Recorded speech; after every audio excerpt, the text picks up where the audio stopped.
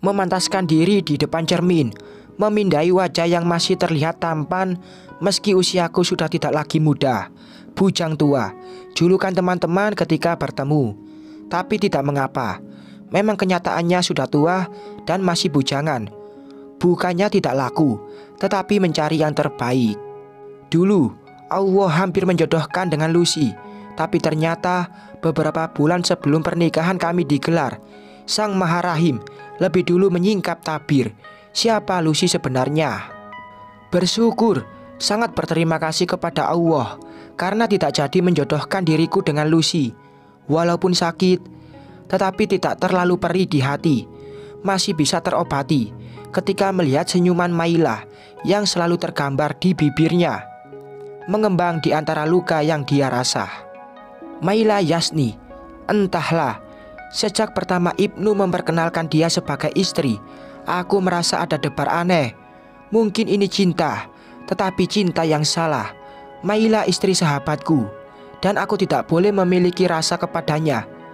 Ku tepis jauh-jauh rasa itu, menghalau cinta yang kian bertumbuh merekah dalam sanubari. Tolong jangan sematkan rasa kepada perempuan yang sudah menjadi milik orang. Kenapa tidak mempertemukan saat dia masih sendiri, sehingga bisa ku perjuangkan? Kenapa setelah dia menjadi milik sahabatku, Allah baru mempertemukan? Rasa ini sungguh menyiksa, karena ini kali pertama merasakan yang namanya jatuh cinta. Beginikah rasanya? Sakit, tercabik-cabik karena tidak bisa memiliki, sebab hanya bisa mengagumi dalam diam, mencintai tanpa bisa menghalalkan. Apa aku harus berdoa supaya hubungan mereka kandas dan aku akan menjadi malaikat tanpa sayap yang mengangkat dia dari lautan luka menjadi sandaran hati, hingga akhirnya Tuhan mempersatukan kami berdua. Hari ini sepertinya Allah telah mendengar doaku. Dia, wanita yang kudamba, telah berpisah dengan sang suami. Meskipun aku tahu itu sangat menyakitkan bagi dia.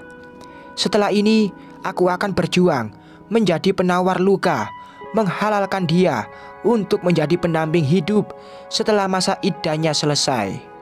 Rasa khawatir kembali mendera ketika Gus Asmi, guru ngaji Raihan, putranya Maila, menyuruh dia untuk datang ke pesantren. Dan anehnya lagi, semua keluarga besar menahan Maila untuk kembali ke Jakarta. Sedang menjalani masa iddah, itu alasan mereka. Masuk akal memang, karena dalam hukum Islam, seorang perempuan yang sedang menjalani masa iddah memang tidak boleh keluar rumah, apalagi bertemu dengan laki-laki yang bukan mahramnya, kecuali terpaksa. Berat hati ini meninggalkan dia di kota Tegal bersama orang yang juga mengagumi sejak dulu. Tapi aku percaya jika jodoh memang tidak akan kemana. Apalagi sepertinya Maila memiliki perasaan yang sama sepertiku. Dia menaruh hati kepadaku, tetapi tidak berani mengungkapkan. Mungkin karena dia perempuan, jadi mencoba menyimpan rapat-rapat perasaannya. Walaupun dari gelagat dan cara dia memandang, aku tahu kalau dia juga mencintaiku. Menepikan mobil di halaman rumah, mengambil ponsel, ingin menghubungi Maila. Namun sepertinya untuk sementara ini tidak perlu menghubungi dia. Biar saja dia menyelesaikan masa iddahnya. Setelah itu akan ku jemput dan ku pinang dia menjadi pendamping hidup. Tidak sabar rasanya menunggu 4 bulan lagi. Akan ku tahan rasa rindu ini biar nanti terasa semakin syahdu jika bertemu di pelaminan sebagai pasangan halal. Tersenyum sendiri membayangkan, ya Tuhan, Maila Yasni, kenapa bayanganmu selalu saja berkelebat dalam benak? Mengapa tidak sedetik pun bisa melupakan senyumannya? Ampuni aku, ya Allah. Jauhkanlah diri ini dari bisikan-bisikan syaitan yang selalu mendorong untuk tetap membayangkan seseorang yang belum halal. Jagalah hati Maila untukku juga, supaya dia sabar menunggu hingga aku datang menjemput serta meminang. Akan ku beri kejutan dia nanti jika waktunya telah tiba. Mbak, boleh lihat cincin yang itu? Tanyaku kepada seorang pelayan toko perhiasan. Ingin melihat cincin berlian limited edition yang terpajang di etalase. Dengan cekatan, pelayanan tersebut mengambil cincin yang aku tunjuk, menyodorkannya, membiarkan aku melihat-lihat karena memang aku sangat tertarik dengan benda itu. Ingin membelinya untuk melamar Maila nanti.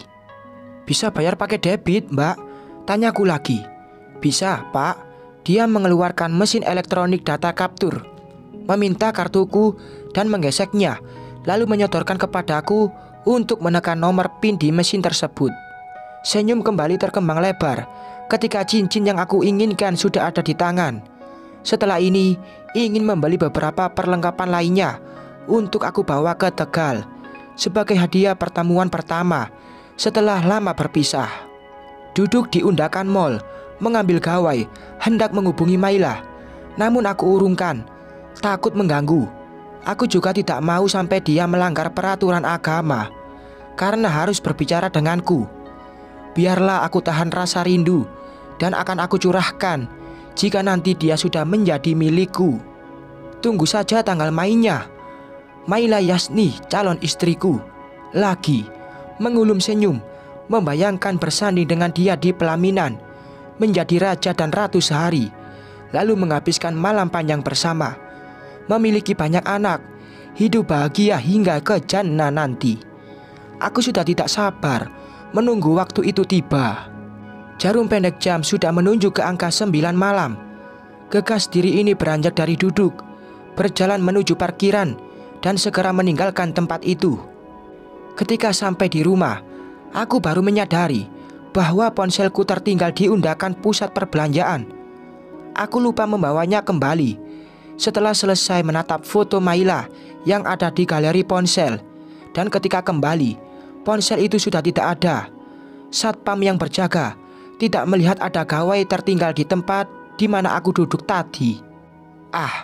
Mungkin ini semua hukuman dari Tuhan karena berani menatap wajah wanita yang belum halal. Dia sengaja menghilangkan ponselku supaya tidak selalu menatap wajah Maila. Tidak apa aku kehilangan ponsel, yang penting tidak kehilangan Maila. Aku tidak tahu akan jadi seperti apa diri ini jika harus kehilangan dia. 3 bulan telah berlalu, tinggal menghitung hari saja. Cinta antara aku dan Maila akan menjadi satu dalam ikatan suci pernikahan. Jangan terlalu berharap sama manusia, nak. Berharap itu sama Allah, karena manusia bisa mengecewakan, tetapi Allah tidak. Banyak-banyak berdoa, meminta sama Allah supaya menyatukan kamu dengan nak Maila. Dan jangan pernah mencintai seorang makhluk melebihi cinta kamu kepada Allah. Supaya kalau cinta kamu tidak terbalas, rasanya tidak terlalu sakit. Ibu berujar panjang lebar, mengusap rambut coklat nan panjang yang membuatku semakin terlihat mempesona.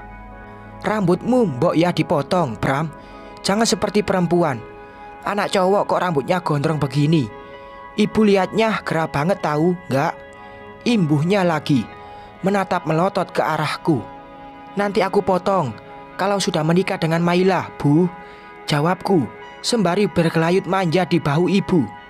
Maklum, anak semata wayang, selalu dimanja meskipun usiaku sudah hampir menginjak kepala 4. Buruan dilamar, nanti ditikung sama orang lain, baper.